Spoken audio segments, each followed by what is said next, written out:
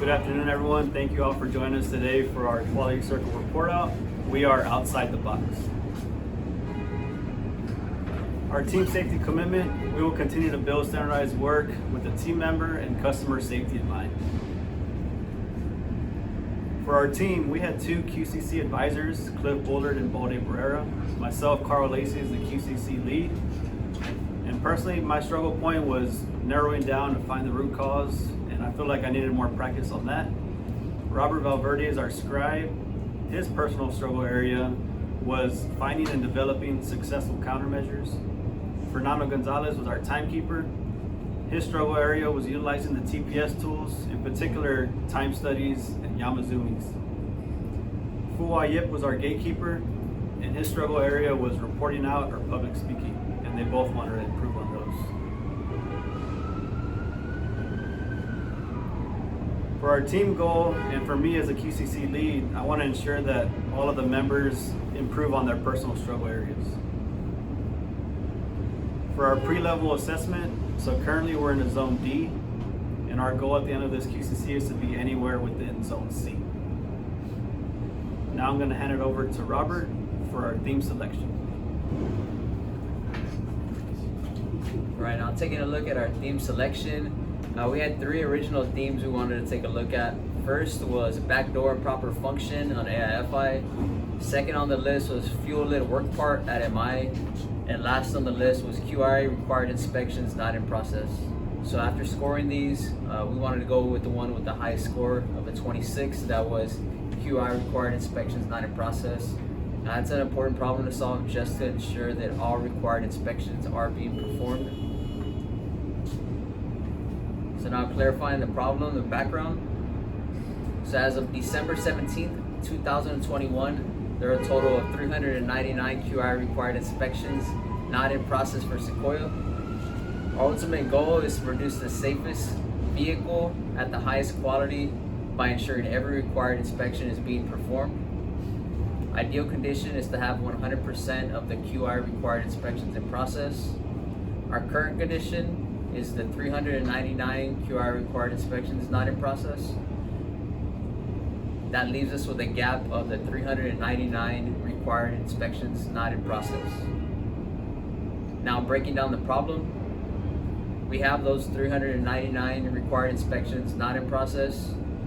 So 291 of those items are can-do time permitting inspections. 53 of those inspections are inspections we cannot see. 13 are inspections we cannot see or touch. And 4 are inspections we cannot touch. So of course we wanted to go with the higher number. That was the 291 inspections that we can do. So further breaking those down, we have 132 in the interior of the vehicle, 85 in the exterior of the vehicle, and 74 in the underbody. Again, we wanted to tackle a larger number, so we're going to go ahead and look at the interior of the vehicle. So the 132 is broken down to 20 in the engine compartment, 36 in the front of the vehicle, 16 in the middle of the vehicle, and 60 in the rear of the vehicle. So that's our point of occurrence. So as we started looking into those inspections, it's when we started to realize that those 60 inspections all had to do with the third row. So now target setting. So we have the 60 QI required inspections in the third row. Of course, we want to bring that down to 0. That would be a 100% reduction. Then our overall gap would be improved, bringing the 399 required inspections not in process down to 339 inspections not in process. That would be a 15.1% reduction. And our goal or timing for that is May 9th, 2022, which is MPTA timing. So now for the root cause analysis, we have those 60 QI required inspections not in process. First, we took a look at man, that was not an issue. Next, material was also not an issue. Third, we looked at the environment, and that was fine. So now we'll look at the method. So we have those 60 QI required inspections not in process. Why? Current process setup does not allow for those inspections to be performed. Why? There's not enough time to perform those third row inspections. Why? Our current processes are designed to inspect tundra-specific inspections, so third row does not currently exist. So making our way back up, therefore, there's not enough time to perform those third row inspections. Therefore, the current process setup does not allow the third row inspections to be performed. Therefore, we have the 60 QR required inspections not in process. I'm gonna hand it over to Fernando.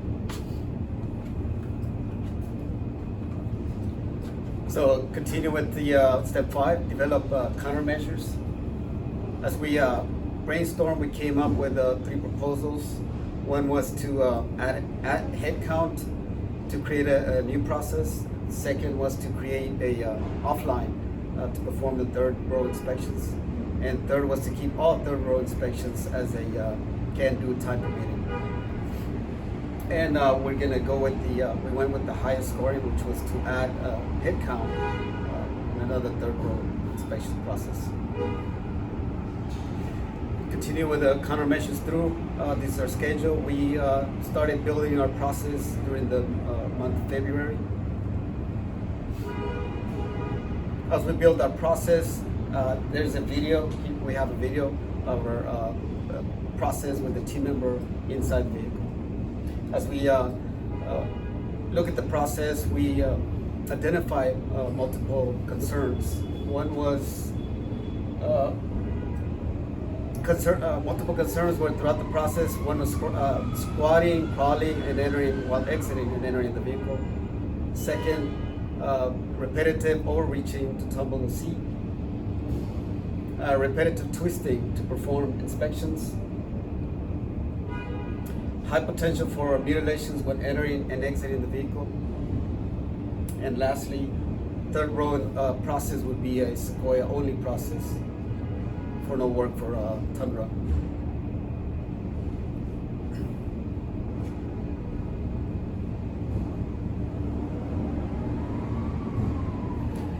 And again, so we did a survey with the team members.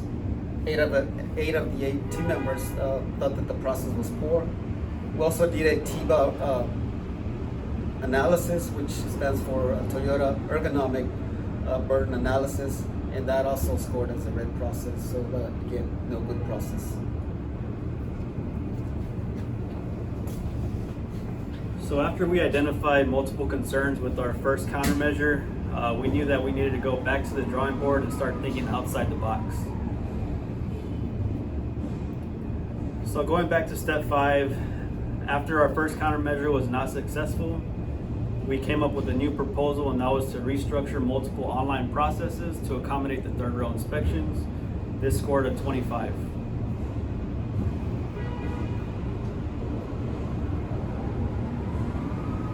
Moving on to step 6, seeing countermeasures through. So the first step that we needed to take was start looking at our current processes and begin to restructure and rebalance. That's the first 3 line items on our schedule. So the first step was to get true times of our current processes to see which processes could absorb more work. At this point in our activity, this is where Fernando gained a lot of practice and experience utilizing the TPS tools that he struggled with, which were time studies and Yamazumis. So looking at this first chart, if you can focus on team 2, you can see that the cycle times are well over takt time, and this is where the third row inspections would need to be added, being that they're all completed vehicle inspections. So our first step, we identified 40.5 seconds from 2.5 processes that can be done in our trim area.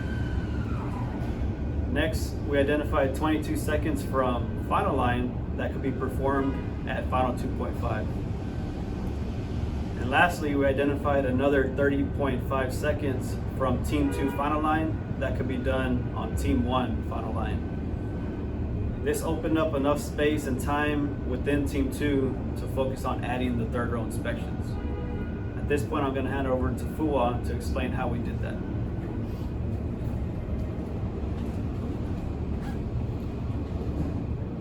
Now that we've made space for AIFI, now we can focus on adding third row inspections on final line.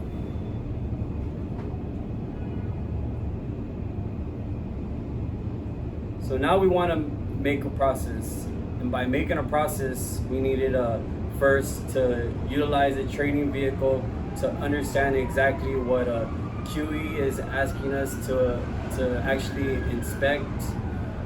Second, we studied the third row inspections to identify any possible ergo impacts, and I actually identified new ways to do the third row inspections. Other than doing the inspections inside the vehicle, we found out ways to do inspections from outside the vehicle. Third, we benchmarked Indiana and Japan's inspection methods because they actually build third row vehicles. So we wanted to see actually if we can take any of their inspections in Yucatan. So actually here's an example of their inspection standards right here on the top left side. And lastly, we wanted to create a process flow and do time studies to make sure that we're actually we actually have a good process.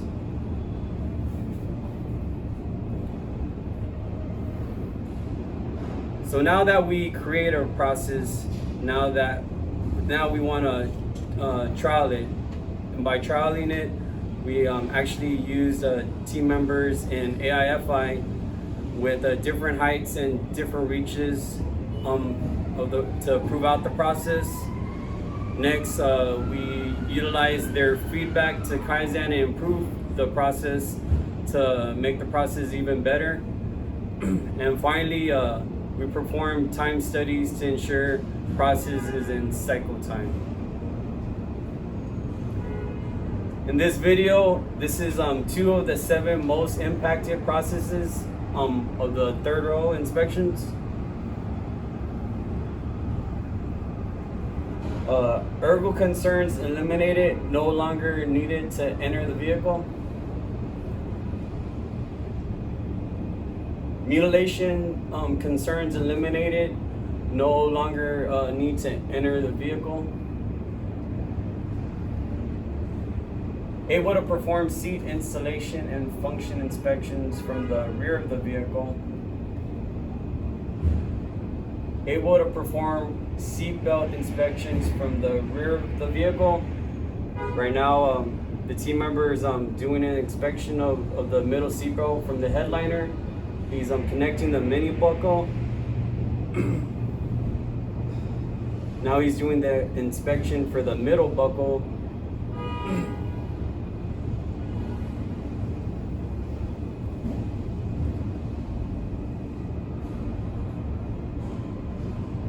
And as you can see, all third row inspections were able to be done outside, and they weren't needed to go inside, and also process is in cycle time. So now that we completed our trial, we wanted to actually do another survey, and 8 out of the 8 members said that it was a good process. We did another TIBA analysis, and it was a good it was favorable. This is Fred Williams. He's actually one of the team members that helped us with the third row process. One of the questions that we had was, what are your thoughts about performing the third row inspection from outside of the vehicle? Change wear and tear on the body, keep your knees back, everything else will be hurt as you enter the vehicle because there's a lot of obstacles in there. Being on the outside doing work, it helps us to just reach in using our hands and not our feet. It does help a lot. Thank you, Fred. All right, now for confirming our results and processes.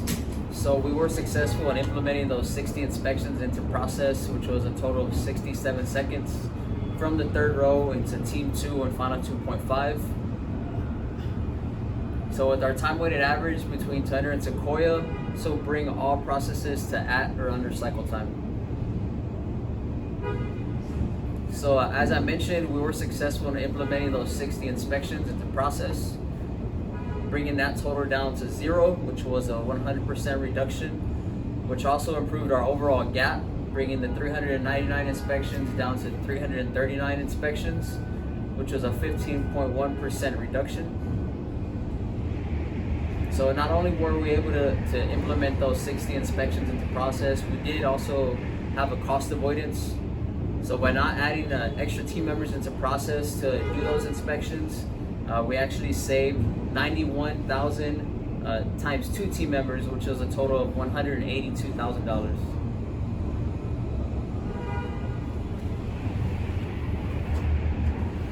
To continue to standardize successful processes, we're going to reevaluate our process during our MPT trial. That would be in the month of May. And we're going to yoke attend the 3rd row inspections methods to other groups, confirmation, RI, QTT. So therefore they won't have to go inside the vehicle.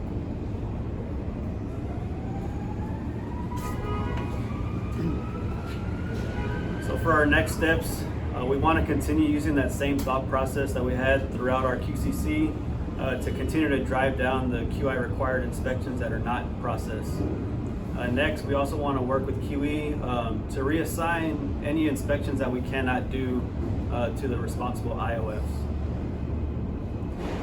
For our post-level assessment, so we were able to meet our target, and now we are currently in Zone C. Now for some reflections.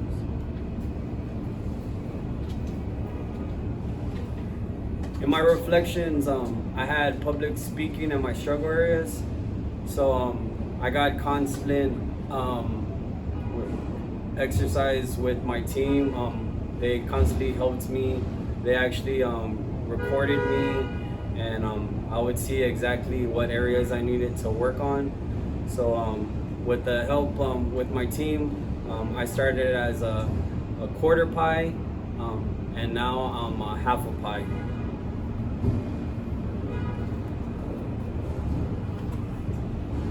Again, my reflection was that I struggled with the TPS tools.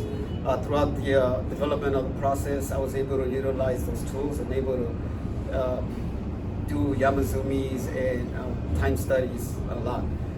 Also, the TIBA, I had never done that before, so Carl and Robert helped me analyze some of the processes. So my struggle area was just developing and implementing countermeasures. So as you can see with this QCC, we really couldn't stick to the original countermeasures we thought they would work. We actually had to go back and develop new countermeasures, trial those, and finally found one that did work. So I think this QCC helped me just better myself in that area.